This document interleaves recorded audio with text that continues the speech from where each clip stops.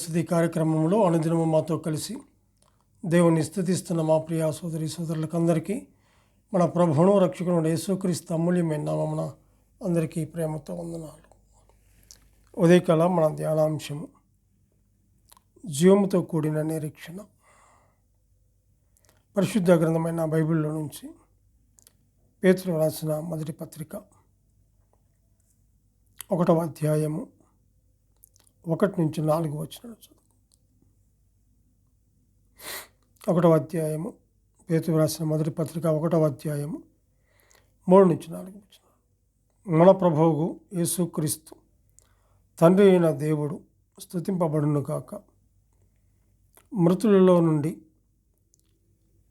యేసుక్రీస్తు తిరిగి లేచుట వలన జీవముతో కూడిన నిరీక్షణ మనకు కలుగునట్లు, అనగా అక్షయమైనదియు నిర్మలమైనదియు వాడబారనిదియునైన స్వాస్థ్యము మనకు కలుగునట్లు ఆయన తన విశేష కనికరము చొప్పున మనలను మరలా జన్మింపచేశాను.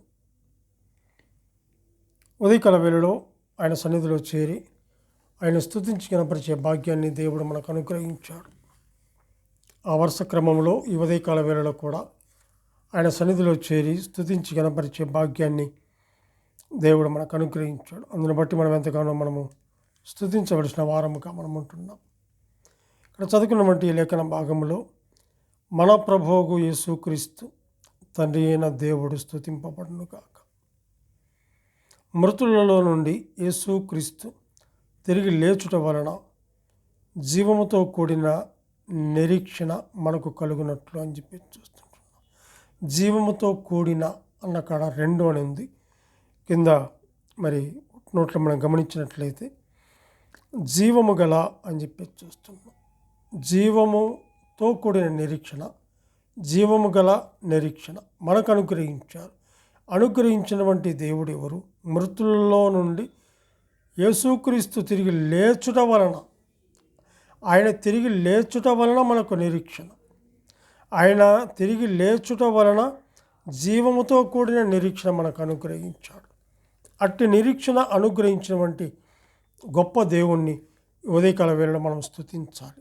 దీని ద్వారా మనకు కలిగే మరి బహుమానం అందుకోగలమని పౌలు మరి తన పేతురు మరి తిమోతికి వ్రాసినటువంటి 2వ పత్రిక, తిమోతికి వ్రాసినటువంటి 2వ పత్రిక,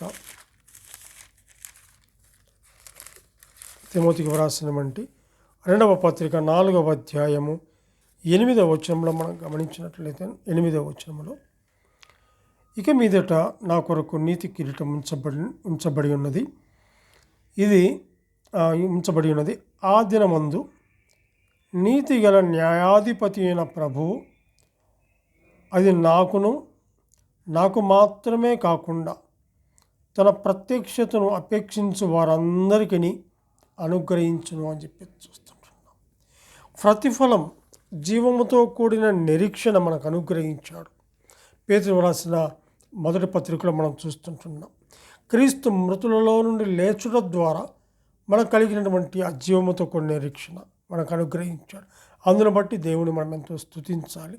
అంతేకాదు కానీ ఇక్కడ దీని ద్వారా మనము బహుమానం అందుకోగలమని అక్కడ మనం చూస్తుంటున్నాం. ఇక్కడ ఏంటిదంటే నా కొరకు నీతి కిరీటం ఉంచబడి ఉన్నది, నీతి గల న్యాయాధిపతి అయిన ప్రభు అది నాకు మాత్రమే కాదు, నాకు మాత్రమే కాకుండా తన ప్రత్యక్షతను అపేక్షించి వారందరికీ అనుగ్రహించని మనం అట్టి నిరీక్షణ మనకు అనుగ్రహించాడు. అందును బట్టి మనము దేవుని మనము స్తుతించాలి.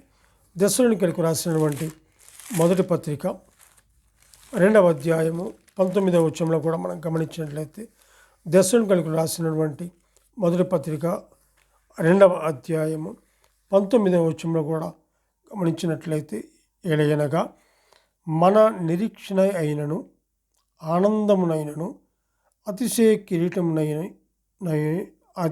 కిరీటమునను ఏది? మన ప్రభు అయిన యేసు యొక్క రాకడ సమయమున ఆయన ఎదుట మీరే కదా అని చెప్పేసి చూస్తున్నాం. ఇక్కడ గమనించినట్లయితే మా నిరీక్షణ అయినను ఆనందమునైనను అతిశయ కిరీటమునైనను ఏది అంటే మన ప్రభు అయిన యేసు యొక్క రాకడ సమయమున ఆయన ఎదుట మీరే కదా అని చెప్పి చూస్తుంటున్నాం. కాబట్టి జీవముతో కూడిన నిరీక్షణ అది ఎంతో గొప్పదిగా ఉంది. దానివల్ల కలిగే ఆ బహుమానం కూడా ఎంతో గొప్పదిగా ఉంది. అంతేకాదు కానీ ఇక్కడ మా నిరీక్షణ అయిన ఆనందం కూడా ఎంతో గొప్పదిగా మనం చూస్తుంటున్నాం. మరి ఆ ఫలితము మరి ఆ నిరీక్షణ మనకు అనుగ్రహించాడు దేవుడు.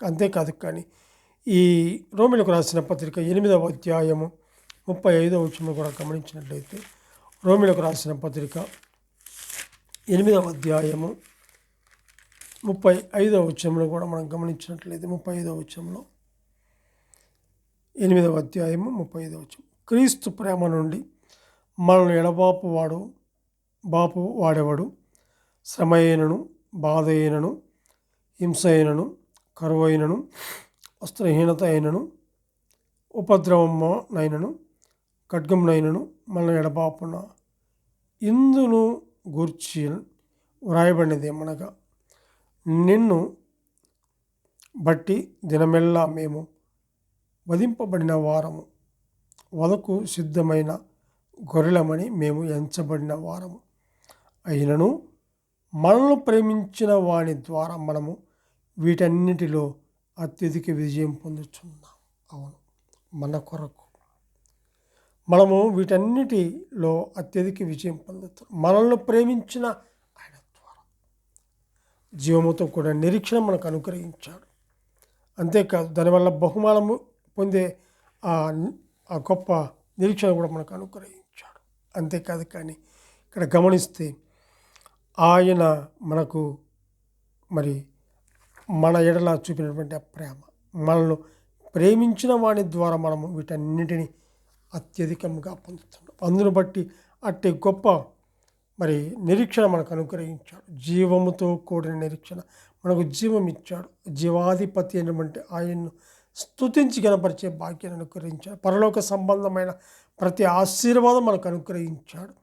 తనైన దేవుణ్ణి స్తుతించి గణపరిచే భాగ్యాన్ని ప్రభువైన యేసుక్రీస్తు ప్రభు మనకు అనుగ్రహించాడు. తండ్రిని స్తుతించాలి, గణపరచాలి అంటే, మరి ఆరాధించాలి, పూజించాలి అంటే మరి కుమారుని ద్వారానే మనకు అనుగ్రహించిన విధానాన్ని మనం చూస్తున్నాం. కాబట్టి అట్టి గొప్ప శుభప్రదమైనటువంటి నిరీక్షణ, జీవముతో కూడినటువంటి నిరీక్షణ, పరలోక సంబంధమైనటువంటి ఆయన సన్నిధిలో ఉండే ఆ గొప్ప భాగ్యాన్ని దేవుడు మనకు అనుగ్రహించినటువంటి ఆ జీవాధిపతి అయినటువంటి ఆయన్ను మనము ఉదయకాల వేళలో స్తుతించి గణపరిచి పూజించి నమస్కరించవలసిన వారముగా ఉంటున్నాం. దేవుడు తన వాక్యాన్ని దీవించునుగాక. ప్రార్థన చేసుకుందాం.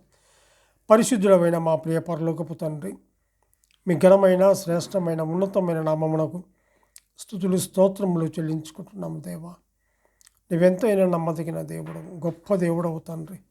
మీ ప్రేమ, మీ కృప, మీ దయ, మీ జాలి మైళ్ళ ఉంచి కాచి కాపాడి జీవముతో కూడిన నిరీక్షణ మీరు మాకు అనుగ్రహించినందుకు ఈ స్తోత్రములు చెల్లించుకుంటాం. మా రక్షకుడు, మా ప్రాణ విమోచకుడు యేసుక్రీస్తు అమూల్యమైన నామమున స్తుతులు స్తోత్రములు చెల్లించి ప్రార్థన చేయుచున్నాము తండ్రి. ఆమెన్.